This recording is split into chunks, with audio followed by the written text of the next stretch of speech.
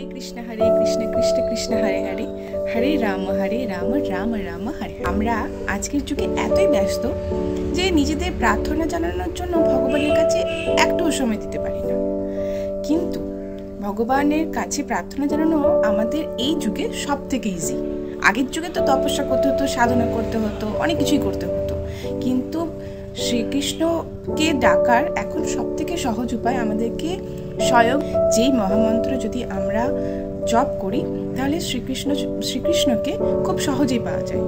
চৈতন্যদেব মহাপ্রভু স্বয়ং নিজে এসে আমাদেরকে এক মহামন্ত্র দিয়ে গেছিলেন এবং এই মহামন্ত্র জপের দ্বারা আমরা খুব সহজেই শ্রীকৃষ্ণকে পেতে পারি।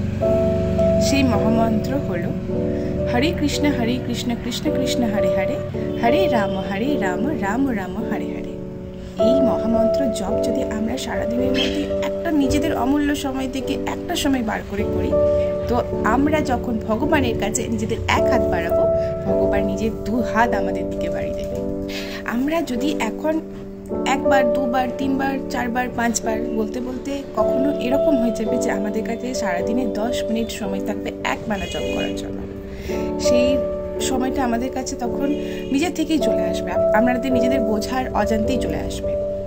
আশা করি আমার সাথে সাথে আপনারাও আজকের থেকেই শুরু করে দেবেন হরে কৃষ্ণ কৃষ্ণ কৃষ্ণ হরে হরে, হরে রাম রাম রাম হরে হরে বল।